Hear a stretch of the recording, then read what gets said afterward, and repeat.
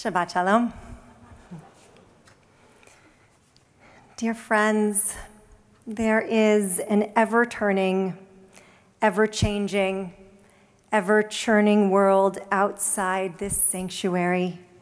And tonight, it has seemingly reached a boiling point as we gather here together, teetering on the brink of a regional war between Israel and Iran. Anxiety and fear are running high. This is a terribly worrisome time for Israel, for the Jewish people, and for America too. The truth is, so many conversations these days begin and end with the words, "This world, it's too much. It's all too much." Every day, the headlines seem to scream louder and louder, warning us with ever-growing urgency of near and present dangers, of mounting risks to democracies, of rising tensions between leaders and countries and continents, of impending battles and bloodshed. There are innumerable wars being fought all across this earth, and with them, unfathomable suffering and pain. There is chaos and calamity all around us, amplified by an unwelcome surplus of anger and hostility. And there is so much division and discord between people, turning conversations into confrontations at the blink of an eye. The alarm bells are blaring at full blast, and all we want to do sometimes is just cover our ears to drown out the noise. And while Judaism would never suggest that we shield ourselves from the horrors in our midst, our tradition does suggest that we find safe havens for our hearts, our minds, and our souls. We all need a place of refuge from the storms of life, even beyond the weekly refuge of Shabbat. We need a place where we can rest our weary souls from the dreaded 24-hour news cycle. We need a place where we can feel safe amidst the rising reports of anti-Semitism and ever-increasing incidents of hate crimes against Jews. And we need a place where we can take momentary cover from the endless stream of tragedy and terror that so many of us encounter online. Yes, we all need a refuge. This week, our Torah portion, Matot Maseh, introduces us to what are called cities of refuge. As God instructs Moses, "Speak to the Israelite people and say to them, when you cross the Jordan into the land of Canaan, you shall provide yourselves with places to serve you as cities of refuge, to which a person who has killed someone unintentionally may flee. The cities will serve as a refuge from the avenger, so that the killer may not die unless they have stood trial before an assembly." Granted, the refuge described here is not necessarily of the psycho-spiritual kind, but rather a physical refuge for those accused of committing manslaughter, a place where they can be safe from those attempting to avenge said killing before a trial has occurred. But these places of refuge did provide a measure of spiritual comfort. Rabbi Levi Meir, of blessed memory, who was also a distinguished psychologist and chaplain, taught, "The most significant aspect of a city of refuge was that it was, in every meaning of the word, a sanctuary. A sanctuary is, of course, a place of protection, but a sanctuary is also a temple to God. Now, a sanctuary, be it a temple of marble and gold or a city of refuge to which criminals flee, is a powerful, concrete symbol of God's constant presence among people. God dwells with people wherever they are, whoever they are, whatever they've done. God's covenant with them is unshakable. God's love is unconditional. No matter who you are and what you've done, God does not abandon you. God recognizes that people make mistakes. God always gives us another chance, and this is what the hapless offender was to learn in the city of Refuge. According to Rabbi Meir, a refuge, be it a city or not, is a place where God's presence abides eternally and unconditionally. It's a place where we feel seen and heard and welcome always. And it's a place where we can stand unadorned and unvarnished, knowing we won't be cast away. A refuge is a place where we seek God, but also where we find God. A place of both reaching and receiving, yearning and embracing.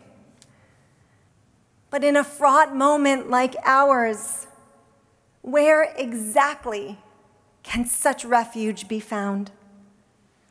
One answer gleaned from our tradition might surprise you.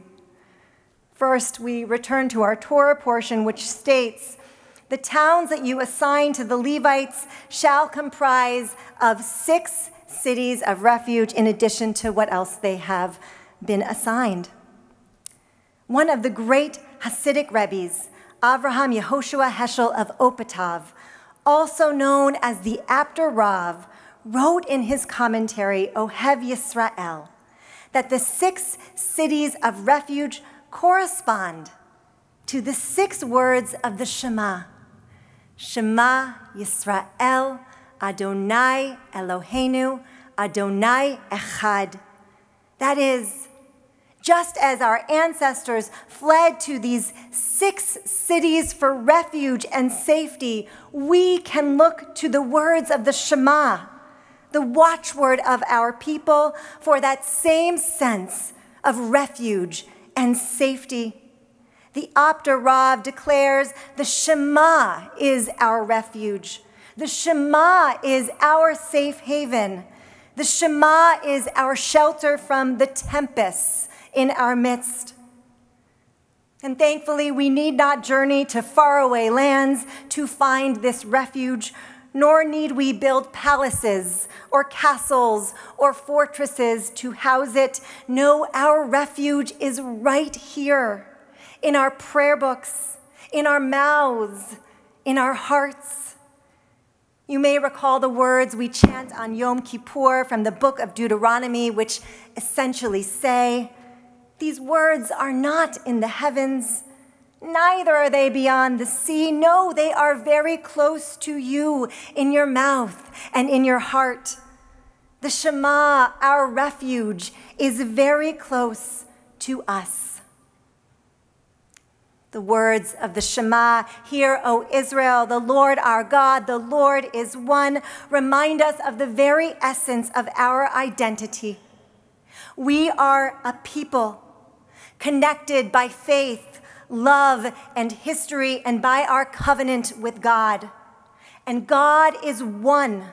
And as our Hasidim teach, one is everything, and everything is one. If God is everything, and everything is God, then we can bring everything and anything to this prayer. Every emotion, every sorrow, every worry, every fear, every ounce of fury or frustration or aggravation, none of it is beyond God, and none of it is too much for God. God can hold all of it and all of us in the words of the Shema.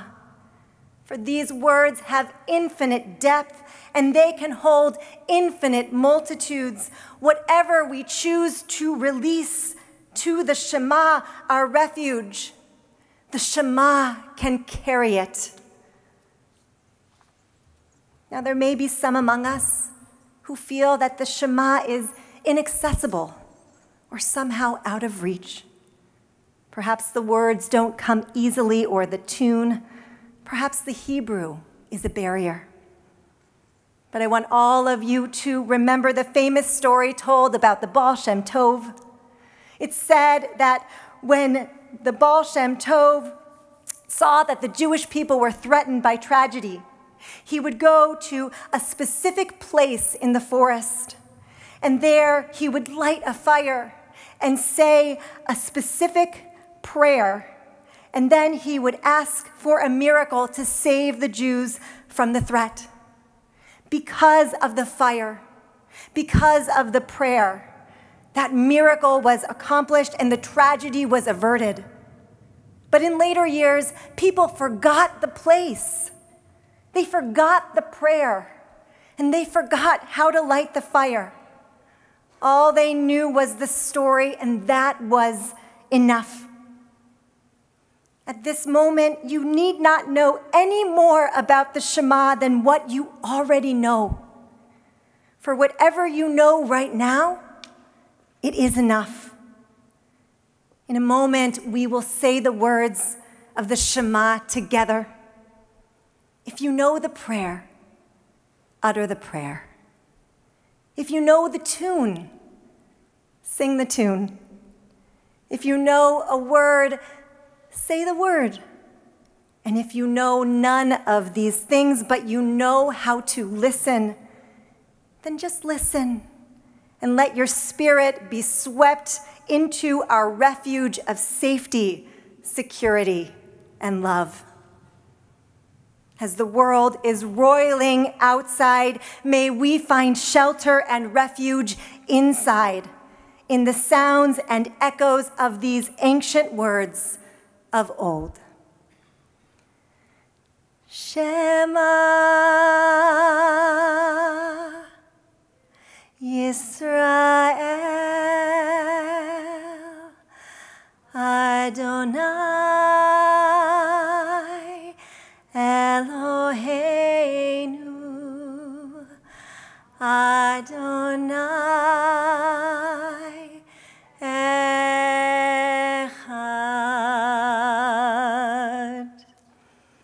Ken Yiratzon. May it be so.